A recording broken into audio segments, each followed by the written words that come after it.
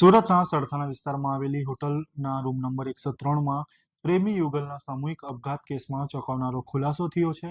પ્રેમ લગ્ન કરી ચૂકેલા માનસી અને અભય એ આપઘાત પહેલા પરિવારજનોને અંતિમ મેસેજ મોકલ્યો હોવાનું સામે આવ્યું છે. પોલીસના તપાસમાં ખુલ્યું છે કે બંનેને પહેલા ગળાફાંસા ખાવાનો પ્રયાસ કર્યો હતો, પરંતુ નિષ્ફળ તથા અંતે સેલ્ફોસ નામનું ઝેરી દવા જે છે તે પીધું હતું.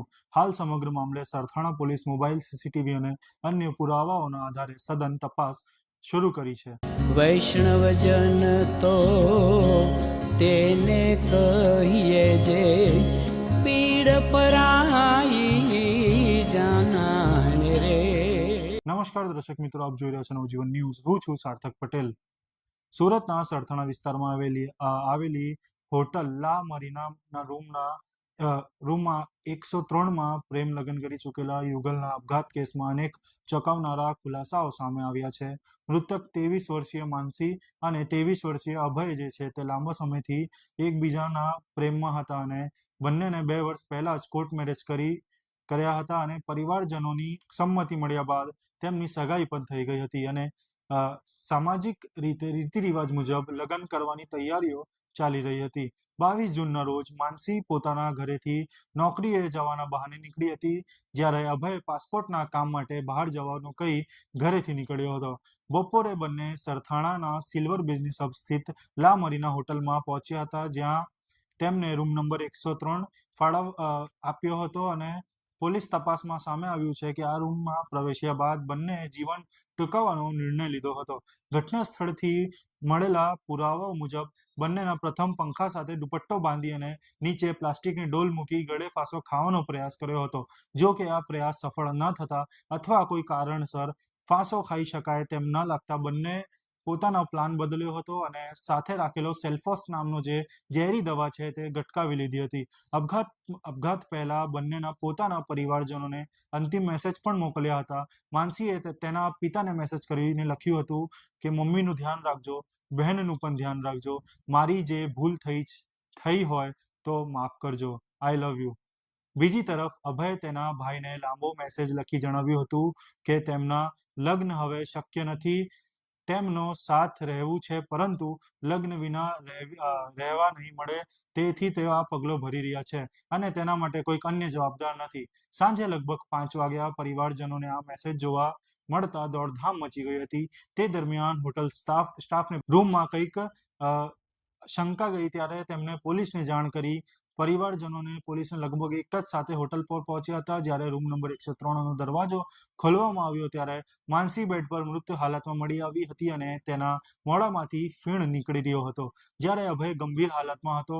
અભયને તાત્કાલિક અસ્પતાલ ખસેડવામાં આવ્યો હતો, પરંતુ બીજા દિવસે સારવાર દરમિયાન તેનું પણ મોત થયું હતું. તપાસ દરમિયાન જાણવા મળ્યું છે કે બંને પરિવારની શરૂઆતમાં આ સંબંધનો વિરોધ કરતા હતા, પરંતુ બાદમાં તેઓ લગ્ન માટે રાજી થઈ ગયા હતા.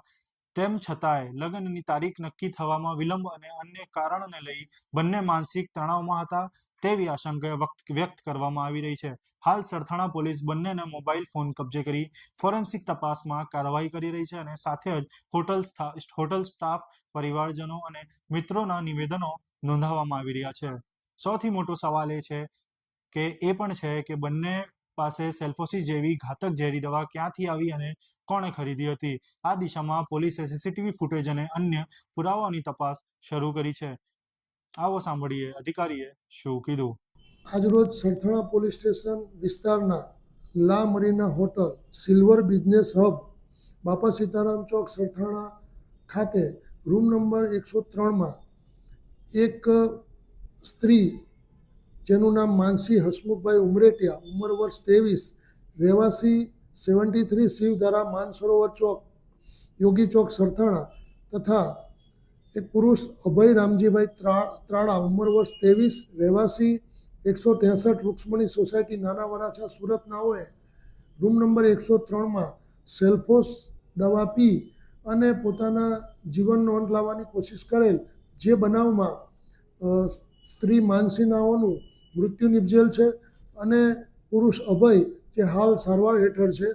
પ્રાથમિક રીતે જે આ બાબતની જાણકારી સરથાણા પોલીસ સ્ટેશનને બનતા ત્યાં ત્વરિત પહોંચી જાય તેઓને સારવાર અર્થે હોસ્પિટલમાં મોકલાવેલ છે અને પ્રાથમિક રીતે તપાસ કરતા આ બંને વ્યક્તિઓના મેરેજ થઈ ગયેલા હતા. તેઓએ કોર્ટ મેરેજ કરી લીધેલ હતા અને ઘરેથી પણ લગ્ન કરવાની સંમતિ મળેલ હતી અને ટૂંક સમયમાં જ હિન્દુ રીતિ રિવાજ મુજબ તેઓના લગ્ન થવાના હતા. પરંતુ કોઈ અગમ્ય કારણોસર તેઓએ આ ઝેરી પદાર્થ પી અને પોતાનું મોત નિપજાવેલ હોય, જે અનુસંધાને હાલ સરથાણા પોલીસ સ્ટેશન તપાસ કરી રહેલ છે.